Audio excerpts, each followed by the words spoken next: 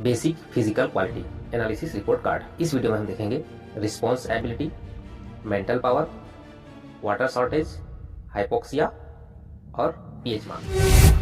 Quantum resonance magnetic analyser report card series में आपका एक बार फिर से स्वागत है। दोस्तों, डिजी लकी चैनल में आपको क्वांटम रेजोनेंस रिपोर्ट कार्ड से रिलेटेड सारा वीडियो प्राप्त हो जाएगा।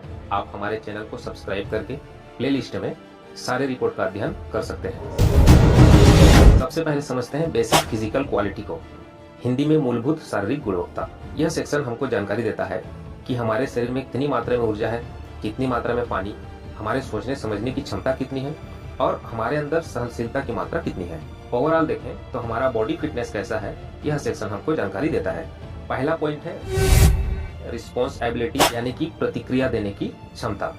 प्रतिक्रिया देने की क्षमता का मतलब है कि हमारे जो शरीर की जो तंत्रिका तंत्र है वो कितनी स्पीड से काम कर रहे हैं, हमारा मस्तिष्क किसी परिस्थिति में कैसे रिएक्ट करता है, कैसे प्रतिक्रिया देता है, हमारा नर्वस सिस्टम, हमारे मस्तिष्क की नसों की कार्य प्रणाली कैसी है, ओवरऑल हमारा इंटरनल सिस्टम किसी परिस्थिति के लिए कितनी तेजी से प्रतिक्रिया देने की क्षमता रखती है। ये सारी बातें इस पॉइंट से हमें पता चलती है। क्वांटम रेजोनेंस मशीन के अनुसार इसका नॉर्मल रेंज होता है 59.786 से 65.424 और यदि ये रिपोर्ट कार्ड में 59.786 से कम दिखा रहा है, पेशेंट में लक्षण क्या होंगे? पहला है मानसिक लक्षण। व्यक्ति को ध्यान केंद्रित करने में कठिनाई होगी, याददाश्त की कमी होगी, छोटी छोटी चीजें भूलने की आदत हो जाएगी। पेशेंट का अक्सर मूड खराब रहेगा, बार बार मूड बदलेगा। पेशेंट में चिड़चिड़ापन या फिर चिंता का संकेत चेहरे पर स्पष्ट रूप से नजर आएगा। दूसरा है शारीरिक लक्षण।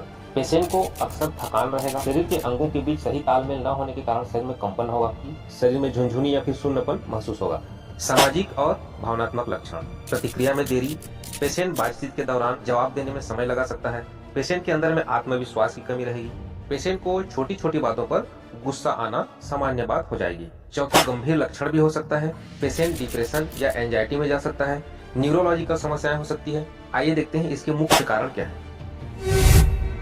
इसके मुख्य कारण है पोषक तत्वों की कमी। पोषक तत्वों में विटामिन B12, मैग्नीशियम और अन्य पोषक तत्वों की कमी के कारण यह समस्या हो सकती है। इसके अलावा तनाव या अनिद्रा, मानसिक थकान के कारण प्रतिक्रिया क्षमता कम हो सकती है। रक्त संचार की कमी, मस्तिष्क को पर्याप्त ऑक्सीजन और पोषण नहीं मिलने पर भी यह समस्या हो सकती है। सेकेंड पॉइंट है मेंटल पावर।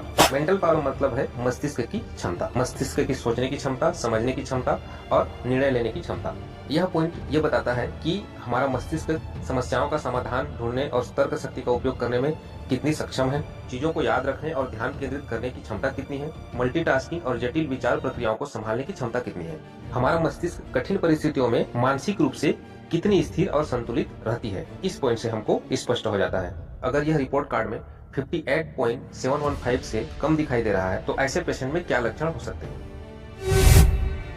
ऐसे पेशेंट को ध्यान केंद्रित करने में कठिनाई होगी, बार बार चीजें भूल जाना, निर्णय लेने में समस्या होगी, पेशेंट का मूड स्विंग्स होगा या फिर चिड़चिड़ापन, पेशेंट कुछ रचनात्मक चीजें नहीं सोच पाएगा। आइए देखते हैं मेंटल पावर को प्रभावित करने वाले कारक।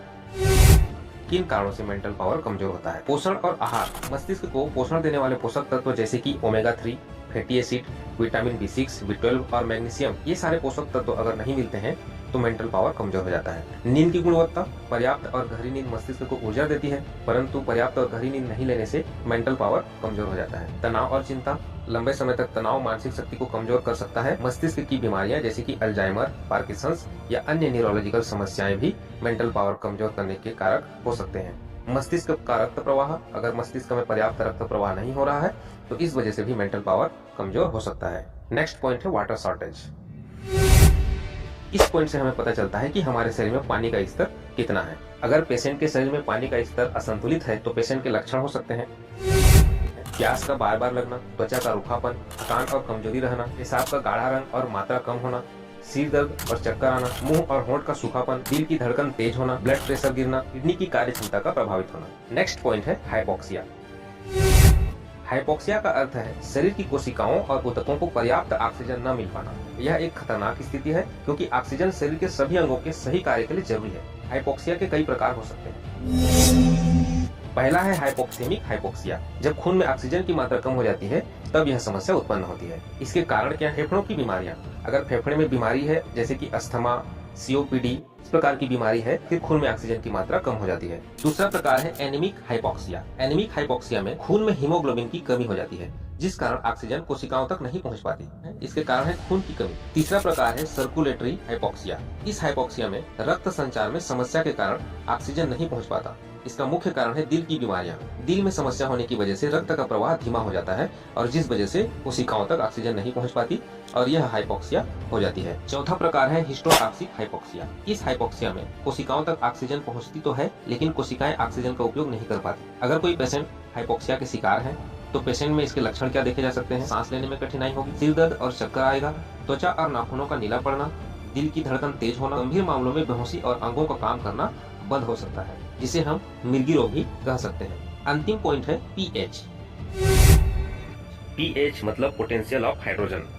मानव शरीर में पीएच का नॉर्मल रेंज 7.35 से 7.45 होता है। शरीर में सही पीएच संतुलन बनाए रखना जरूरी है, क्योंकि यह एंजाइम, सेलुलर फंक्शन और शरीर के अन्य महत्वपूर्ण कार्यों को प्रभावित करता है। रक्त का पीएच मान 7.35 से 7.45 होना चाहिए। अगर इस सीमा से बाहर हो जाए तो यह स्वास्थ्य के लिए खतरनाक हो सकता है।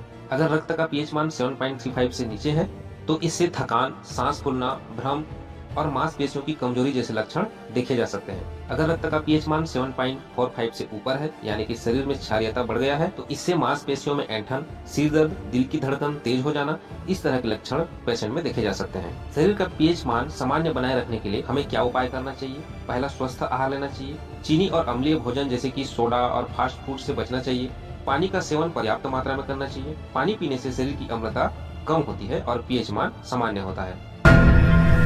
यह था दोस्तों basic physical quality analysis report card. I hope यह जानकारी आपको समझ में आई होगी। इसी तरह के क्वांटम रेजोनेंस रिपोर्ट कार्ड से संबंधित सारी जानकारी के लिए हमारे चैनल को लाइक करें, सब्सक्राइब करें और अपने दोस्तों तक शेयर करें। मिलेंगे नेक्स्ट टॉपिक के साथ।